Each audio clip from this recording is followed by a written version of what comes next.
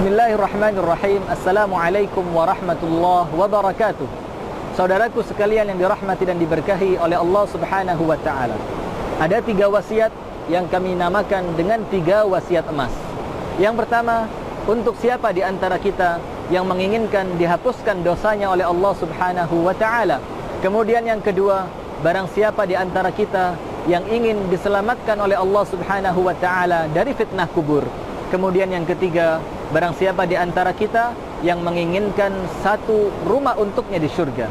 Yang pertama, Imam Muslim meriwayatkan dalam hadis yang sahih, Rasulullah sallallahu alaihi wasallam bersabda, "Man qara'a fi yaumihi subhanallahi wa bihamdihi 100 marrah, huttat khatayahu wa in kanat mithla zabadil bahr." Barang siapa di antara kalian yang membaca subhanallah wa bihamdihi dalam satu hari 100 kali, maka Allah Subhanahu wa ta'ala akan hapuskan seluruh dosanya, walaupun dosa itu sebanyak buih di lautan. Saudaraku yang dirahmati oleh Allah, subhanallah wa bihamdihi 100 kali tidak menghabiskan waktu kita kurang dari 2 menit. Kemudian yang kedua, saudaraku yang dirahmati oleh Allah, barang siapa di antara kita yang menginginkan oleh Allah Subhanahu wa ta'ala diselamatkan dari fitnah kubur. Diriwayatkan oleh Abi Dawud dalam hadis yang sahih, Rasulullah sallallahu alaihi wa ala alihi wa sahbihi wasallam bersabda, "Inna fil Qur'ani 30 ayat syafa'at li sahibiha hatta ghafara Allahu lahu, tabarakalladzi biyadihil mulk." Yang artinya, di dalam Al-Qur'an ada 30 ayat yang apabila senantiasa dibaca, maka ia akan memberikan syafaat kepada orang yang senantiasa membacanya. Surat itu adalah Tabarakalladzi biyadihil mulk, surat Al-Mulk.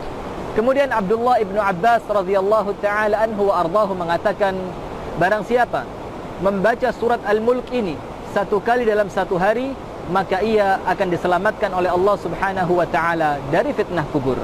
Bacaan surat Al-Mulk ini, apabila kita baca dengan bacaan yang biasa, maka hanya membutuhkan waktu 3 menit.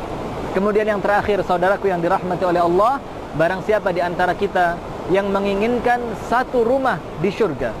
Dalam hadis yang diriwayatkan oleh Imam Ahmad, dan hadis ini sahih, Rasulullah sallallahu alaihi wasallam bersabda, "Man qara'a qul huwallahu ahad fi yaumin 10 marrat, banallahu lahu baitan fil jannah." Barang siapa di antara kalian yang membaca qul huwallahu ahad, surah Al-Ikhlas, dalam 1 hari 10 kali, maka Allah Subhanahu wa ta'ala akan bangunkan untuknya satu rumah di syurga. Sehingga saudaraku sekalian yang dirahmati dan diberkahi oleh Allah, 3 wasiat ini, mengampunan semua dosa, kemudian diselamatkan dari fitnah kubur, kemudian dibangunkan untuk kita satu rumah di syurga, hanya cukup dengan waktu 5 menit di setiap harinya, subhanallah wa bihamdihi 100 kali.